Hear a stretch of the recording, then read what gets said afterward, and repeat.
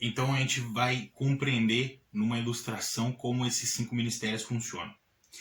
Pensa comigo que eu e você e mais algumas pessoas nós precisamos subir no monte.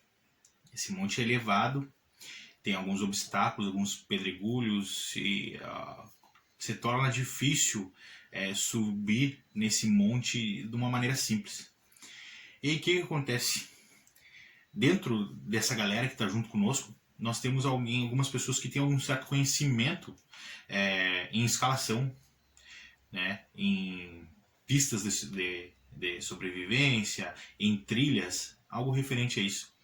Essa pessoa, ela sabe que corda é melhor de se usar, ela sabe quais são os equipamentos que não devem faltar, ela sabe qual é a forma e a maneira de subir, não numa forma somente individual, mas com pessoas muitas vezes frágeis, né, para essa atividade. E são pessoas que elas têm um certo conhecimento e a gente pode entender que essas pessoas, elas são os mestres.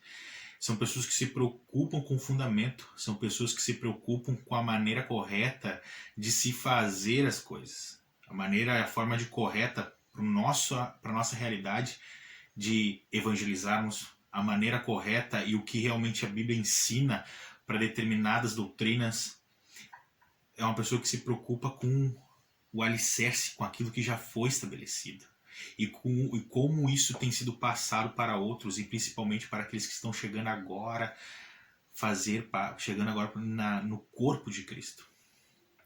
Só que dentro dessa equipe, além dos mestres, nós temos pessoas que ficam visionando mais pessoas para poderem subir esse monte, para poderem estar junto, para poder trilhar e chegar no alvo que é o topo. E essa pessoa ela começa a divulgar e começa a chamar todo mundo para perto, para aprender, para saber como funciona, e nós podemos compreender que essa pessoa é o evangelista. O evangelista, ele é uma pessoa que ele divulga, é uma pessoa que proclama, é uma pessoa que ela não se prende a ela expõe aquilo que ela tem aprendido, ela expõe aquilo que tem queimado o coração dela, o evangelho tem queimado o coração dela, e ela não pode ficar calada, ela tem que anunciar com a sua vida e com as oportunidades, com os instrumentos que Deus tem dado a ela. Compreendeu? Pode ser um músico, pode ser na profissão que a pessoa esteja exercendo, ela entende que aquilo é para Deus e aquilo é um meio para que ela venha falar de Jesus com um trabalho excelente que ela venha fazer, como com toda oportunidade que vier ela possa proclamar o evangelho.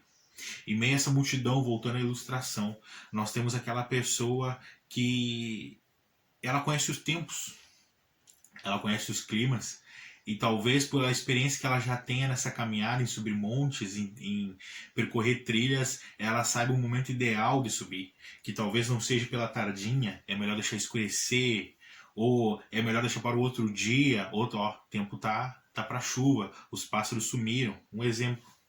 Essa pessoa é o profeta. O profeta ele é sensível à voz de Deus através da palavra. Ele tem um discernimento do que precisamos e do que deve ocorrer no momento, ou o que está faltando, e qual a direção, o caminho, qual é o tempo exato, baseado na palavra. Porque aqui eu vou te dar um exemplo. Voltando à ilustração, essa pessoa que entende os tempos através da experiência que ela teve, ela não sabe porque é algo místico. Ela sabe porque talvez é algo que é resultado de experiências. Ela sabe que quando os pássaros somem é porque talvez está vindo chuva. E isso não é algo místico. O profeta ele não se movimenta num misticismo barato. Ele se movimenta na palavra. O que ele vai falar vai apontar para um alvo. Qual é o alvo do profeta? Cristo Jesus. E é isso que a gente precisa entender. O profeta ele não vai estar revelando e profetizando com quem tu vai casar. Ele não vai estar profetizando coisas banais na nossa vida, que é questão de lermos a palavra e como pessoas maduras entendemos o que é certo e errado e o que deve ser feito. O profeta ele vai apontar para Cristo, direcionando através da palavra o que Deus naquele momento está querendo trazer ao seu povo. Em meio a tudo isso também, voltando à ilustração, nós temos aquelas pessoas que, em meio àquele grupo ali, que são pessoas que elas cuidam uma das outras. É uma pessoa que está atenta. Então, acontece no meio daquele grupo ali que pessoas começam a olhar uma para a outra e ver, meu amigo está com equipamento, está com a corda correta, está bem equipado. Né? Talvez ele vai ter um cuidado ali com as crianças ali e em ver se as crianças estão bem equipadas, estão com os pais.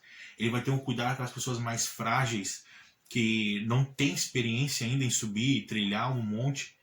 Quem são essas pessoas? São os pastores. São aqueles que cuidam, são aqueles que visionam um todo, olhando para cada um de uma maneira específica, buscando entender qual é o problema, buscando compreender o que aquela pessoa necessita. Ela precisa de um equipamento mais resistente, ela precisa estar junto com alguém mais experiente. Isso são os pastores. Nesse grupo também nós temos os apóstolos. Os apóstolos são aqueles que... Sabe o que eles fazem? Eles vêm, eles escutam o profeta, eles prestam atenção nos detalhes, nos equipamentos, eles trabalham junto com os pastores e eles vêm, chamam a galera e vamos meter pressão, porque agora é a hora e o momento. Eles são aqueles que visionam talvez o caminho melhor a ser trilhado para chegar no objetivo, para se movimentar, para expandir. Eles são aqueles que vão utilizar os evangelistas, vão trabalhar junto com os evangelistas para chamar mais pessoas.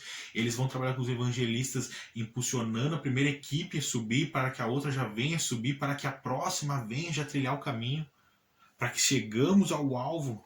É aquela pessoa que pensa na expansão, no crescimento, no avançar. Só que essas pessoas, dentro dessa ilustração, elas trabalham juntas. Elas têm um objetivo, têm um alvo, que é o quê? O topo da montanha. Jesus.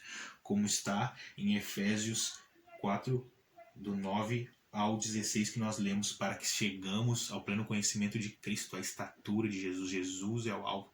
Só que o apóstolo, ele não trabalha da mesma forma que o profeta. E o profeta muitas vezes não tem a mesma função que o evangelista, que o pastor, e nem que o mestre.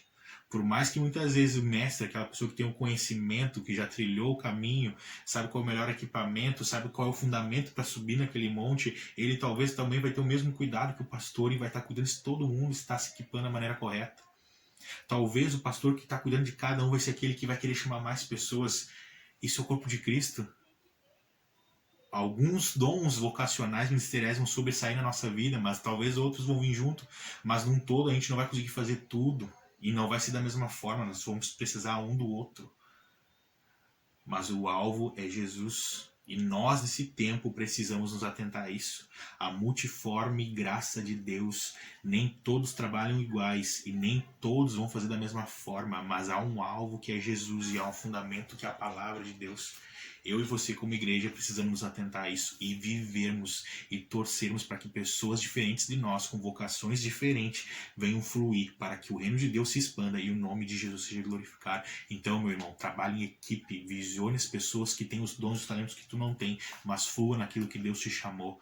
Viva, se você é um profeta, viva baseado na palavra e deixe fluir o que Deus tem te dado. Se você é um evangelista, evangelize e deixe as estratégias fluir. Se você é um apóstolo, empreenda para o reino de Deus, visione, lidere equipes. Se você é um pastor, cuide das pessoas, ame as pessoas. Se você é um mestre, ensine, coma da palavra, leia livros e deixa fluir o conhecimento que vem da parte de Deus. Vamos viver os 5 ministérios e viver esse despertamento para os últimos dias. Nós somos a igreja. E a igreja, ela não é a denominação, ela não é a instituição, mas é a reunião daqueles que decidiram andar com Jesus, que foram resgatados por Cristo para manifestar